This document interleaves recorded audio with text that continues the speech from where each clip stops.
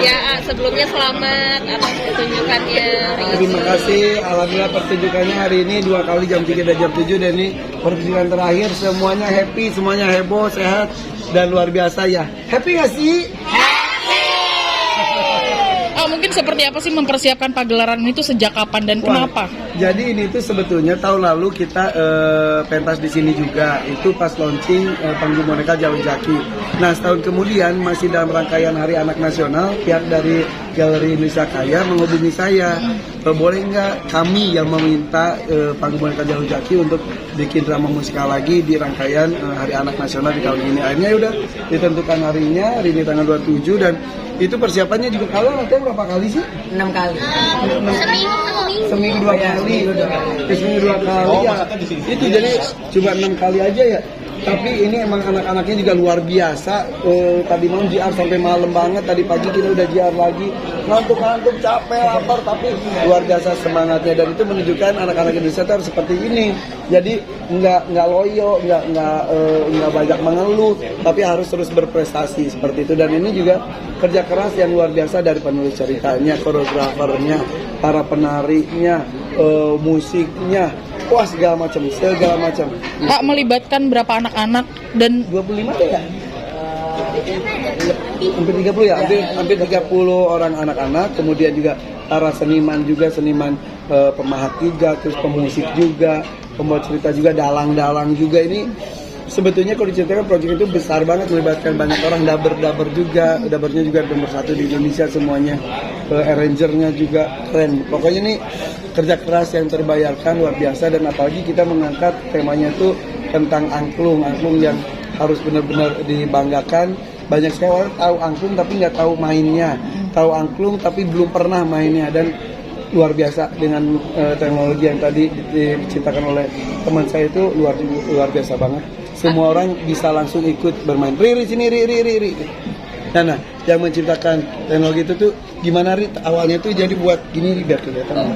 Jadi awalnya tuh buat teman-teman tunarungu atau teman-teman tuli ya? Iya, kebetulan kan kalau untuk teman-teman tunarungu itu kan belum ada metode pembelajaran musik Kang Iwan. Sedangkan mereka itu modalnya itu hanya visual. Makanya saya berpikir bagaimana dengan visual itu bisa menghasilkan orkestrasi musik. Iya, dan juga ternyata tidak hanya buat teman-teman tuli saja, tapi buat semua orang yang ingin bermusik tanpa tahu bagaimana saya bisa langsung ya.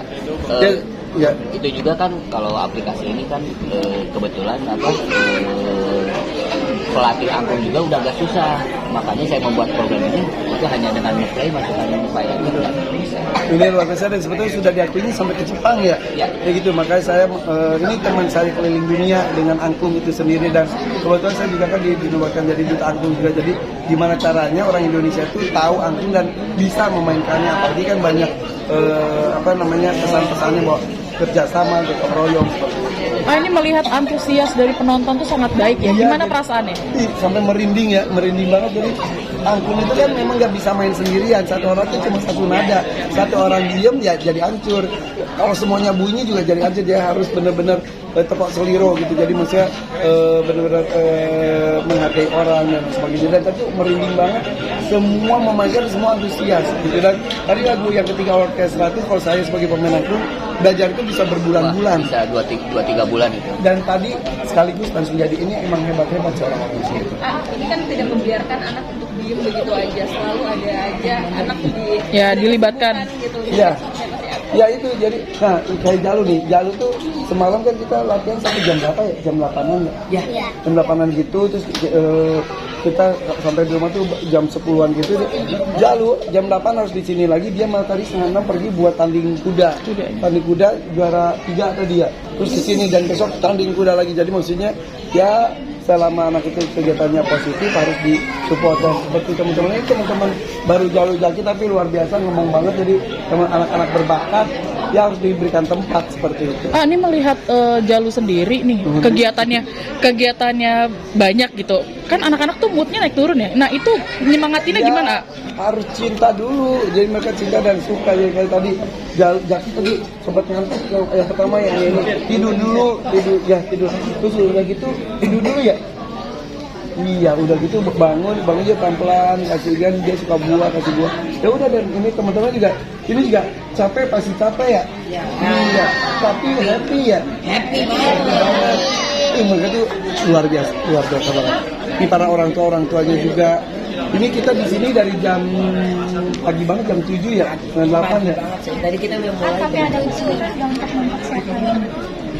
Sulit mah iya, tapi kan harus kita ambil tantangan tersebut. Apalagi gue tuh apa ya, suka ada, karena gue keresahan gue sebagai orang tua, 5 orang anak, kadang-kadang kan aduh anak-anak tuh tontonannya yang didengarkannya kok ada beberapa yang kurang sesuai. Ada sih, tapi ya gue pengen punya alternatif juga, tontonan, kemudian lagu-lagu dan sebagainya dengan cara apapun. Dan ini dengan menyampaikan kebaikan itu bisa dengan cara apapun. Ini tadi datang dikasih angklung semua, ya biasa aja, pulang pegang angklung itu benar dengan bangga karena dikasih pengalaman luar biasa. Seperti itu, mudah-mudahan sedikit demi sedikit dengan cara apapun, adabnya, akhlaknya, tata krama, kecintaan, hormat itu diajarkan lagi sedikit demi sedikit kepada anak-anak kita calon masa depan bangsa.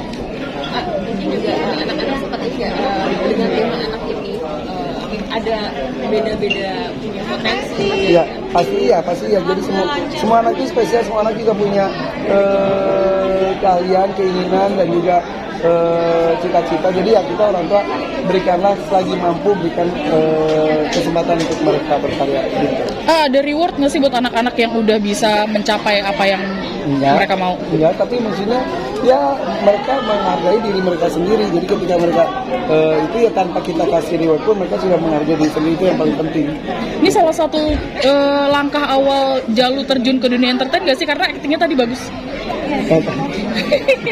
Jalu katanya kira kamu bagus.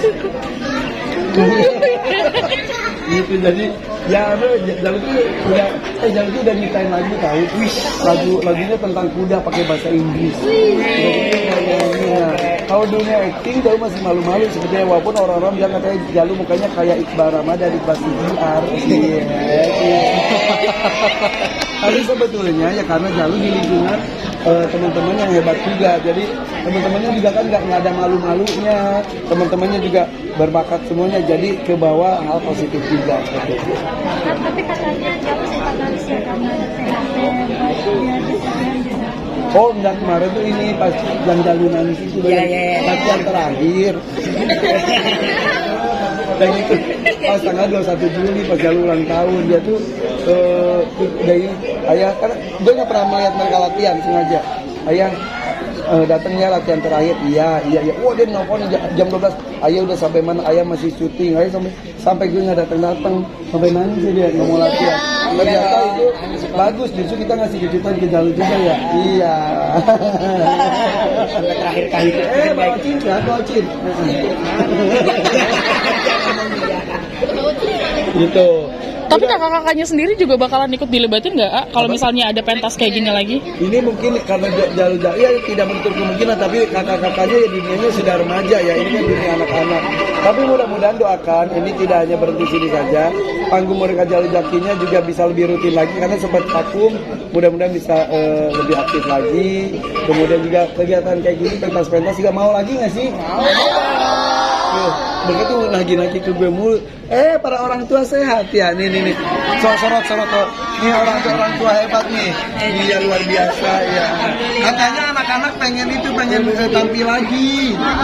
Ke Zimbabwe mau Zimbabwe. Ya Allah. Oke.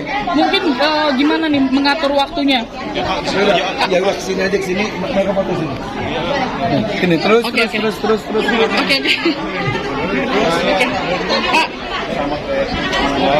Enak nih. Mungkin gimana mengatur waktu di tengah kesibukan untuk anak-anak juga? Ya haruslah, maksudnya tanggung jawab, salah satu tanggung jawabnya adalah yang memberikan perhatian kepada mereka.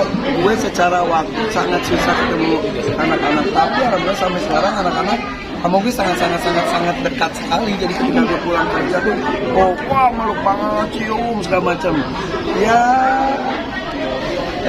bukan dari pertemuannya saja, tapi ikatannya itu yang harus dijaga sebenarnya. Ada obrolan-obrolan di talk sendiri nggak sih Harus sama itu anak-anak? selalu lima-limanya gue ada obrolan di blog sesuai dengan usianya, sesuai dengan karakter mereka. Yang gue pernah cerita, kalau dari manapun gue selalu peluk, mau kemanapun gue selalu peluk, dan gue bisikan sesuatu ke mereka beda-beda. Ada yang ya itulah ya tergantung karakternya. Gitu. Anak-anak jadwalnya padat nih. Ngasih kelonggaran nggak buat anak-anak istirahat? Ya kalau mereka mau istirahat, mas gue nggak. Jadi gini, semua kegiatan anak-anak itu bukan gue yang maksa, semua kegiatan anak-anak itu keinginan mereka, dan gue selalu menggarisbawahi bahwa apapun pilihan mereka harus tanggung jawab. Kayak misal, saya mau berpindah, ya tanggung jawab. Capek dan mereka tuh udah kayak bapaknya, kalau capek itu seneng.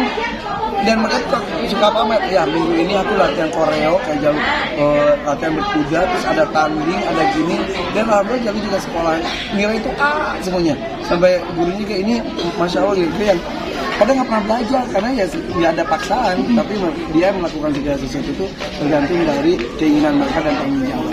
Di usia yang masih kecil-kecil ini anak-anak juga mereka juga kan banyak kegiatannya. Nah masing-masing mereka tuh dikasih manajer juga atau mereka mengatur waktunya masing-masing ya? Ada orang-orang kepercayaan yang aku percayakan gitu, dan ya udah mereka lapor, Pak hari ini minggu ini anaknya gini-gini, ya itu selalu kemanapun mereka harus ada yang mendampingi, tapi mereka tetap mandiri tapi mendampingi supaya lebih terarah lagi aja gitu.